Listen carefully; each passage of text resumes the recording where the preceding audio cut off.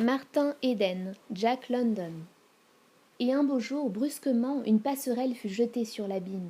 Bien sûr, le gouffre existait toujours, mais il cessa d'être aussi large. Ils avaient mangé des cerises, de grosses cerises noires et luisantes au jus couleur de vin sombre. Et plus tard, tandis qu'elle lui lisait un passage de la princesse, il remarqua que les cerises avaient taché ses lèvres. À l'instant même, son essence divine disparut. Elle était faite d'argile, après tout, comme lui, comme tout le monde. Ses lèvres étaient d'une chair pareille à la sienne, puisque le jus des cerises les tachait aussi. Elle était femme, femme tout entière, comme toutes les femmes. Cette révélation l'abasourdit. Il lui sembla que le soleil mourait au ciel.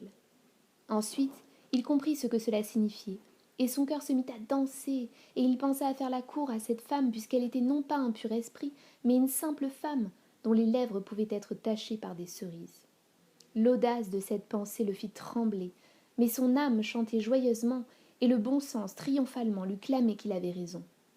Ruth dut sentir un peu de ce changement qui s'opérait en lui, car elle interrompit sa lecture, le regarda et sourit. Les yeux de Martin glissèrent de ses yeux bleus à ses lèvres, et la vue de cette tache l'affola. Il faillit ouvrir ses bras et les refermer sur elle, comme il le faisait autrefois, du temps de sa vie insouciante. Elle se penchait vers lui et semblait attendre. Il se contint de toute sa volonté. « Vous n'avez pas écouté un mot, dit-elle d'un ton boudeur. Puis elle éclata de rire, ravie de sa confusion, et lorsqu'il la regarda dans les yeux, il vit qu'elle n'avait rien deviné de ce qui s'était passé en lui. Alors, il eut honte. Vraiment, sa pensée avait été trop loin. Toutes les femmes qu'il avait connues auraient deviné ce qu'il en était. Et voilà où était la différence. Ruth n'avait rien compris.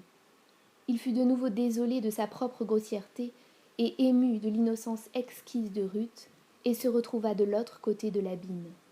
La passerelle était rompue. Malgré tout, cet incident les rapprocha. Quand il se sentait particulièrement découragé, le souvenir de cette minute lui revenait et il la savourait avidement. Oui, l'abîme était moins profond. Il avait accompli ce jour-là une chose autrement plus difficile que la licence S-lettres et toutes les autres licences du monde. Elle était pure, divinement pure, c'est vrai, mais des cerises avaient taché ses lèvres. Elle était sujette aux lois de l'univers, tout aussi inexorablement qu'il l'était lui-même. Il lui fallait manger pour vivre, et elle attrapait un rhume quand elle se mouillait les pieds. Mais là n'était pas la question. Si elle ressentait les atteintes de la faim, de la soif, de la chaleur et du froid, elle pouvait également ressentir celle de l'amour pour un homme. Et pourquoi ne serait-il pas celui-là ?